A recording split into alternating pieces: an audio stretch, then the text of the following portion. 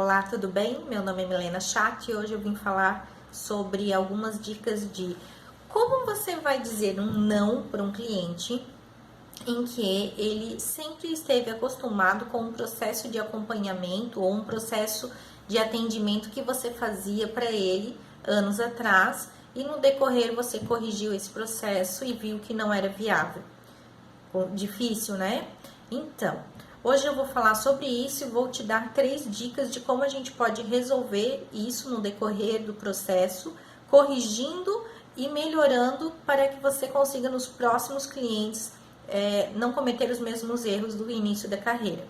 Então, hoje eu vou falar sobre como você vai dizer um não para um cliente que a vida inteira eu brinco, né? Mas desde o início da carreira, ou seja, minha vida inteira de profissional, você atendeu ele 24 horas por dia, todos os dias da semana. Há pouco tempo eu passei por isso e achei uma forma de resolver isso, mas foi doloroso. O que a gente fez aqui, né? A gente começou a avaliar e eu, como profissional, também comecei a avaliar. No início da carreira, a gente tem 1 a 2, 3 clientes por semestre e olha lá, né? Se às vezes no decorrer de um ano a gente consiga 3 clientes. Então, você tem muito tempo disponível e você pode se disponibilizar ou até, eu brinco, a se doar, né, para o cliente num tempo maior do que o previsto em contrato, né, ou no orçamento que vocês combinaram. E aí, o que acontece? Você realmente deve se doar 100% para um atendimento? O que é esse se doar? Então, eu comecei a avaliar essas questões e comecei a observar que eu fazia o projeto e incluía de brinde, isso mesmo, de uma forma de brinde, de graça, o acompanhamento de obras. Então, eu comecei a observar, no decorrer dos anos, que eu estava trabalhando para atender pagando para trabalhar para atender esse cliente. Por quê? Quando você tem um projeto que você cobra, vou colocar ali um valor ilusório de R$2.000. Fiz o projeto para esse cliente, cobrei R$2.000. Só que eu ainda não tenho a dimensão do acompanhamento e quantas visitas, né, eu vou fazer para esse cliente. E o que acontece? Se eu fizer um mês de visita, uma vez por semana, de 1 a 2 horas, que é a média que a gente faz de visita técnica ou de acompanhamento de obras, isso eu estou colocando um período pequeno. Vocês imaginem que tem obras que eu fico o dia inteiro fora ou um período fora do escritório. E aí eu vou vendo que eu tenho vários gastos para me deslocar e ir até a obra do cliente. Eu tenho a gasolina, eu tenho o meu tempo, eu tenho o desgaste natural do carro, né, por estar rodando, peças e tudo mais. Eu tenho o seguro desse carro. Eu tenho, como eu falei, o meu tempo. Se eu estou 4 vezes por semana, 4 vezes por mês, uma vez por semana de 2 horas, de um mês que eu trabalho 5 dias por semana, eu utilizei 8 horas, ou seja, um dia inteiro por mês para fazer só o atendimento desse cliente em acompanhamento de obras. Beleza? Início da carreira você consegue fazer, você tem 1, 2 clientes, né? Agora você imagina no decorrer dos anos, quando você vai aumentando a sua carteira de clientes. Hoje eu tenho aqui no escritório, em média, a gente atende de 40 a 50 clientes por ano. E aí, como que eu vou me disponibilizar 24 horas ou ainda 2 horas por dia do meu tempo para cada cliente? Hoje, até agora, a gente tem, se eu não me engano, acho que 23 clientes que eu dei uma olhada rápida ali na nossa pasta de clientes. Nós estamos com 23 clientes. Aí você imagina assim, desses 23 clientes em andamento, tá? Falando clientes em andamento.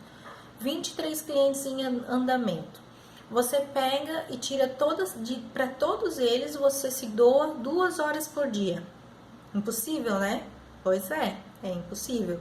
Só que, como eu fazia isso há muito tempo para este cliente, eu não consegui dizer não, eu não consegui argumentos para dizer para ele que esse processo não estava incluso no nosso orçamento, né, no que a gente tinha acordado. E aí gerou um estresse, e eu entendo com razão, porque você a vida inteira tem um profissional que está ali, disposto a te ajudar 100%, se doando 100%. E de repente ele vai reduzir e vai... Não, agora, a partir desse momento, tal etapa, eu tenho que cobrar e tal. Então, gerou uma angústia para ele. E para mim também, porque como eu vou lidar com essa situação? É complicado? E com o tempo eu fui percebendo o erro gravíssimo que eu cometi no início da minha carreira. E aí, eu não quero que vocês cometam o mesmo erro. E se vocês puderem corrigir a tempo, será perfeito. Eu só fui percebendo com o tempo que as coisas foram surgindo. E eu vi quanto mais demorava para eu corrigir essa etapa, esse processo, mais difícil ficou. E aí, o que eu fiz? Eu tive que corrigir e corrigir. Então, eu vou te dar 4 passos para te mostrar como é possível fazer essa correção. Tá? E eu vou te mostrar isso da forma do meu problema. O meu problema foi a questão do acompanhamento de obras, não está mais incluso no meu orçamento de projeto de interiores. Mas vocês podem usar, às vezes, para algum outro processo de vocês, de atendimento e tudo mais. Então, o primeiro passo eu incluí no orçamento uma observação, um item onde fala que o acompanhamento de obras não está incluso. Bem claro e bem objetivo, para que o cliente entenda que o que eu estou orçando e o que ele vai contratar é realmente a parte de projetos. Então, ali é a primeira coisa que você pode fazer. Já na apresentação do seu orçamento, já preparar o seu orçamento e colocar essa observação. E a segunda coisa foi eu apresentar o meu orçamento pessoalmente. Eu já sempre fiz isso, porém, para essa alteração, eu firmei mais ainda isso. Então, esse segundo passo foi de importância grande para que eu pudesse conversar com o meu cliente pessoalmente. E usei alguns argumentos. O primeiro argumento foi o prazo da obra. Por que eu não incluo o acompanhamento da obra? Porque às vezes o prazo em que a obra ainda vai ser executada já passou, vai passar de um período que o meu contrato ele é válido. E aí o cliente vai pagar desnecessariamente. Exemplo, nós fizemos muitos projetos para obras e para construtoras, para apartamentos que a construtora vai entregar daqui 2, 3 anos. Então eu não tenho como fazer um acompanhamento de obras e colocar no meu contrato um intervalo tão grande. Nem sei se eu estarei viva até lá, né? Mas enfim, é uma brincadeira, mas a gente não sabe do futuro. Então, essa observação é bem importante vocês incluírem nessa apresentação pessoal do orçamento. A segunda dica é sobre o cliente fazer a sua obra sozinho. Por quê? Se o cliente gosta de acompanhar a obra, tem muitos clientes que eles têm um tempo um pouco mais ocioso, já são aposentados, ou tem um trabalho que é mais maleável, eles gostam de contratar seus próprios fornecedores, eles gostam de fazer pesquisa de preço.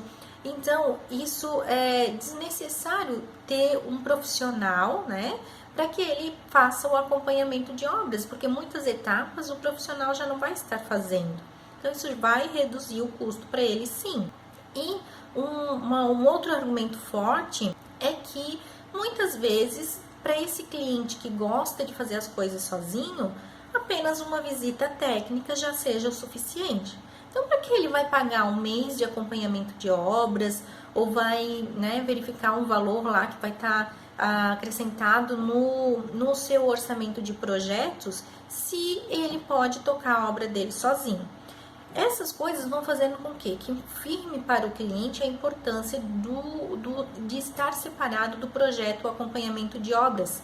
Ele tem a escolha de fazer o que ele quiser. Se ele quiser contratar, ele contrata. Se ele não quiser, ele troca só com o projeto de interiores.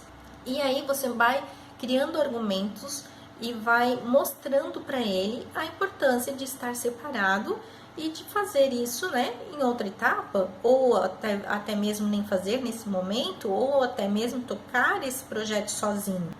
E aí, o terceiro passo, que é você, tudo isso que eu te falei, que estava no orçamento, você colocar no seu contrato.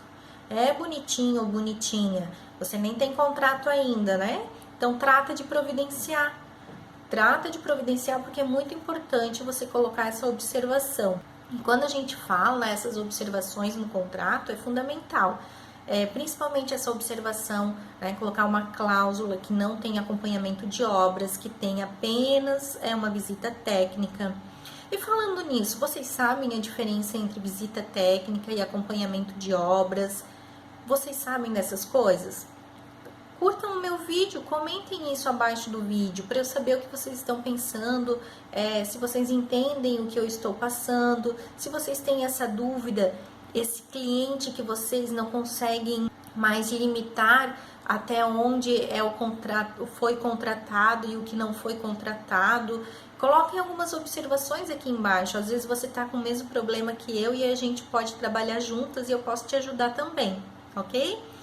E aí, então, nessa última etapa que eu vou te dar, né, aqui são as dicas, eu vou te dar a quarta e última dica. Qual que é essa dica?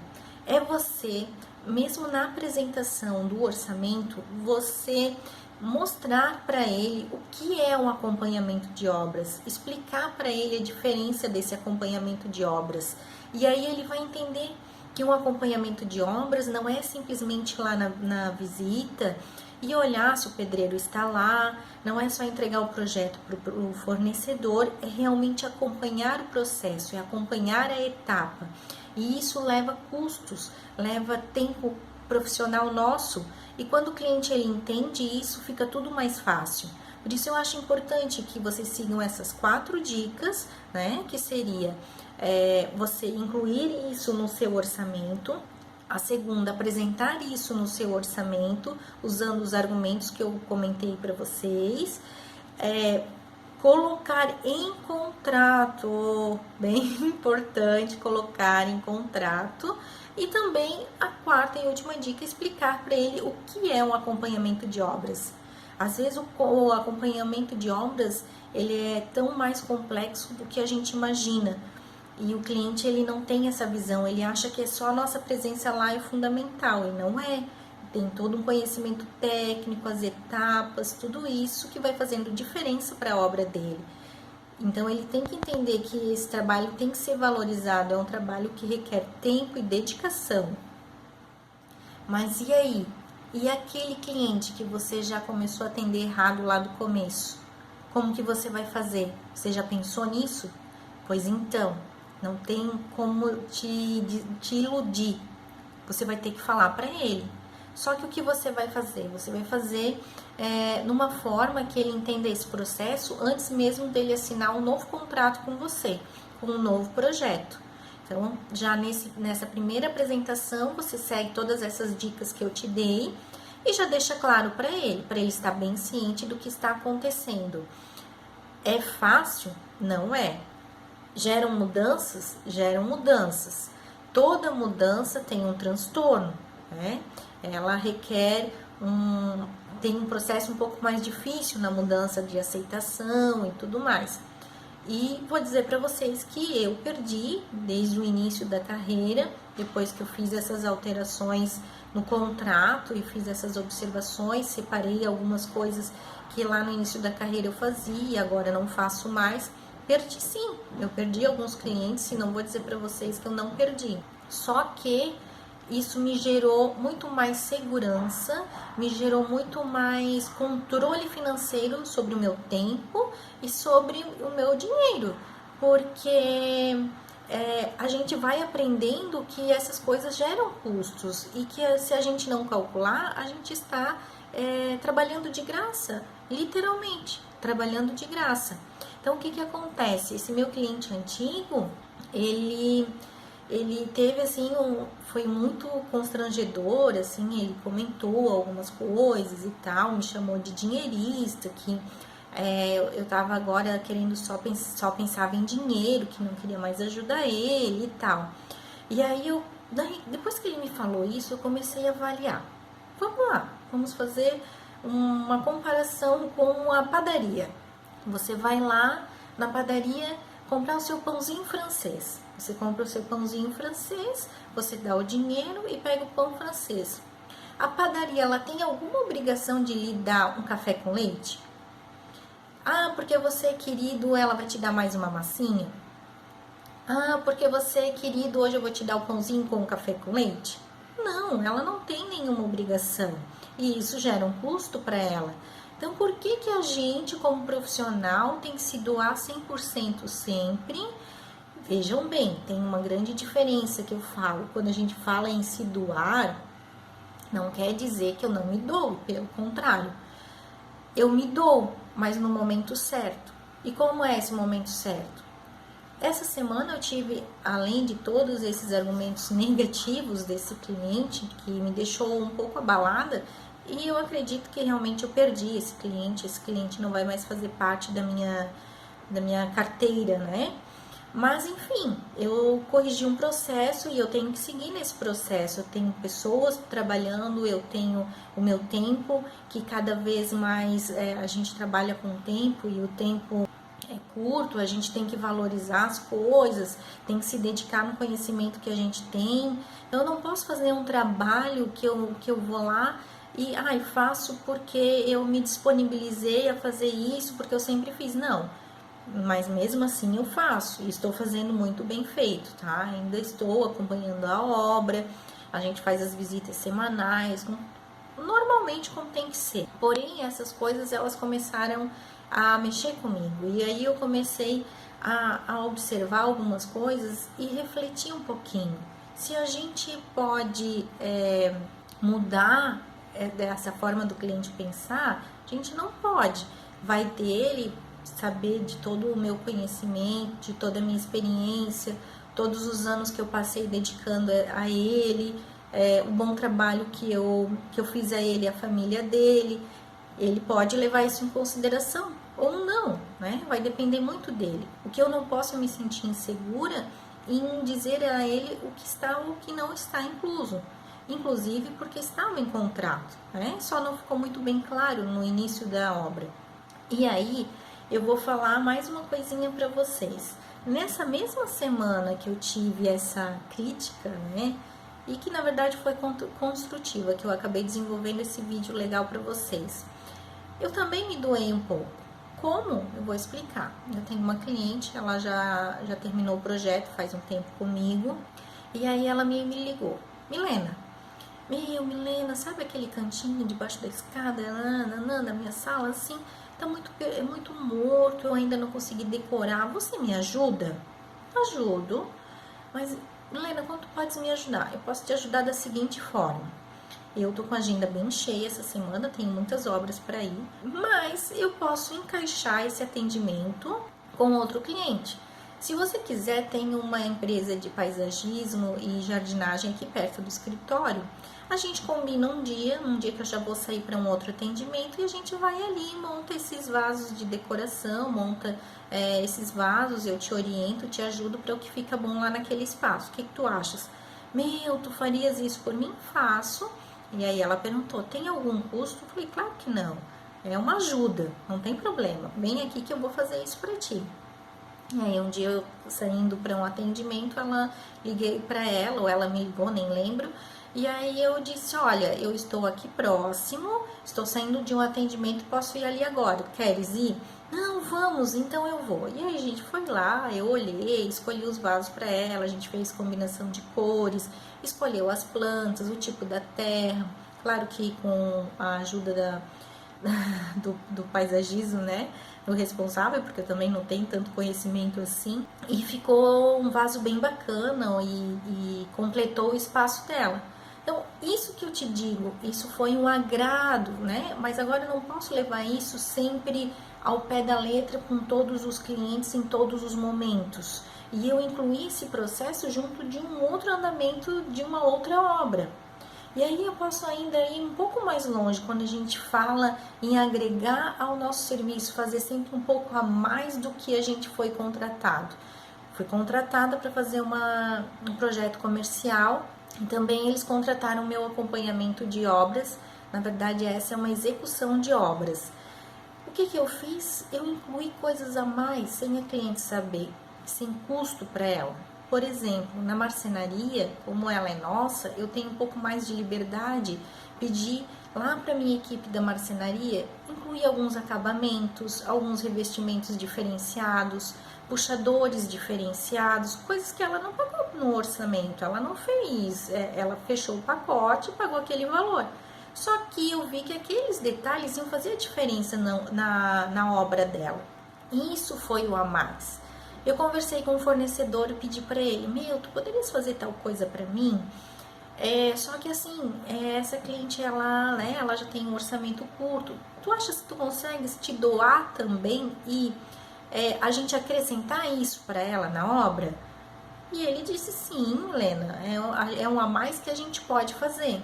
Então, vocês entendem? A gente pode fazer um a mais e a gente deve, é isso que diferencia a gente dos outros profissionais. Porém, a gente tem que cuidar com esses a mais. A gente tem que ter um limite e a gente tem que perceber até onde a gente pode ir com esses a mais e que eles não nos prejudiquem financeiramente na empresa. Então, hoje eu tenho um escritório, eu tenho uma empresa, eu tenho um negócio. E vocês imaginam se toda semana aparecesse alguém lá me pedindo para fazer um móvel novo sem custo? Imagina, gente, eu tenho funcionários, eu tenho salários para ser pago. Eu não posso toda semana ir lá fazer um móvel novo para cada pessoa que bate na minha porta pedindo um brinde, né? Então, essas coisas que a gente tem que levar em consideração. E essas coisas é que fazem a gente evoluir, que fazem a gente aprender, fazem que a gente aprenda na prática. Pena que eu aprendi isso tarde, mas nunca é tarde para a gente corrigir alguma coisa. E com essas 4 dicas eu consegui corrigir esse processo. E os clientes, que são novos, que já estão entrando nesse processo, entendem muito claramente. E alguns até me pedem, Helena, tu podes fazer um orçamento também do acompanhamento de obras? Então, assim, eles já começam a entender desde o início como funciona a etapa. Ah, Milena, mas isso vai encarecer o orçamento, eu posso perder um negócio. Pode? Não sei. Será que você não é boa o suficiente para vender? Você tem que saber vender seu peixe. Você não é boa? Você não estudou 4, 5 anos na faculdade e não aprendeu? Você não está ali estudando, evoluindo, buscando informações para atender melhor esse cliente? Esse cliente ele tem que também te valorizar. Então essas dicas ficam para vocês, Quem sabe possa ajudar. E vou pedir novamente que vocês curtam esse vídeo e comentem se vocês têm algum cliente, esse cliente que você não consegue dizer não, se você tem alguma etapa no seu atendimento que você gostaria de mudar a tempo para que não te prejudique mais ainda lá na frente. Vejam que eu posso te ajudar, vou ficar bem disponível e vou adorar responder as perguntas. Um abração!